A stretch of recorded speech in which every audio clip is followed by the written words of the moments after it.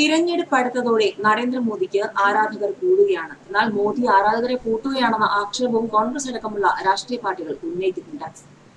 ട്വിറ്ററിൽ ആളെ കൂട്ടാൻ മോദി. സമൂഹ മാധ്യമമായ ട്വിറ്ററിൽ പിന്തുടരുന്നവരുടെ എണ്ണം വർദ്ധിപ്പിക്കാൻ പ്രധാനമന്ത്രി നരേന്ദ്രമോദി പ്രശസ്തരുടെ കൂട്ടുപിടിച്ചതായുള്ള പഠന റിപ്പോർട്ടുകൾ പുറത്തുവരുന്നു. 2009 മോദി ട്വിറ്ററിലെത്തുന്നത്. ഇപ്പോൾ 4 കോടിയിലധികം ആളുകൾ മോദിയെ ട്വിറ്ററിൽ പിന്തുടരുന്നുണ്ട്.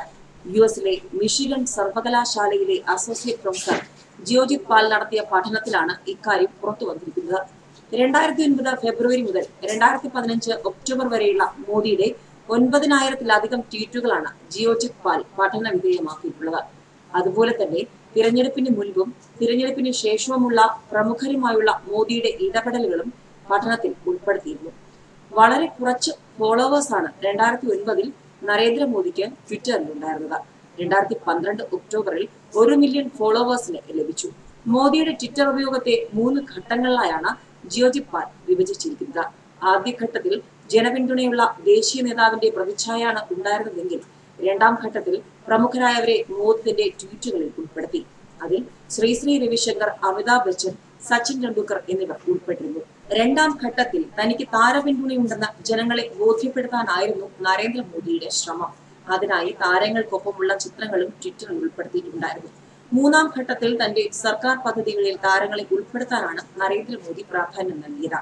എന്നാൽ മോദി പരാമർശിച്ച താരങ്ങൾ ആരും തന്നെ അദ്ദേഹത്തിന് രാഷ്ട്രീയമായി പിന്തുണച്ചവരായിരുന്നില്ല എന്നും പഠന റിപ്പോർട്ടിൽ വ്യക്തമാക്കിയിരിക്കുന്നു.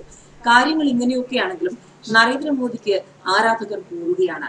ട്വിറ്ററിലും മറ്റ് സമൂഹ മാധ്യമങ്ങളിലും മോദി ആരാധകരുടെ മോദി തരംഗത്തിന്റെ എണ്ണം കൂടുന്നുണ്ട്. പ്രത്യേകിച്ചും സമൂഹ മാധ്യമങ്ങളിലൂടെ ട്വിറ്ററിലൂടെ മോദി പങ്കുവെക്കുന്ന ട്വീറ്റുകൾ ഏറ്റെടുക്കുന്നത് നല്ലൊരു വിഭാഗം യുവാക്കളാണ്.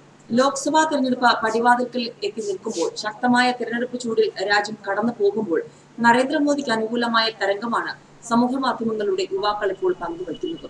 ഇതെല്ലാം ബിജെപിക്ക് അനുകൂലമാകും, നരേന്ദ്രമോദിക്ക് ഗുണകരമാകുമെന്നാണ് ബിജെപി ക്യാമ്പുകൾ വിശ്വസിക്കുന്നത്.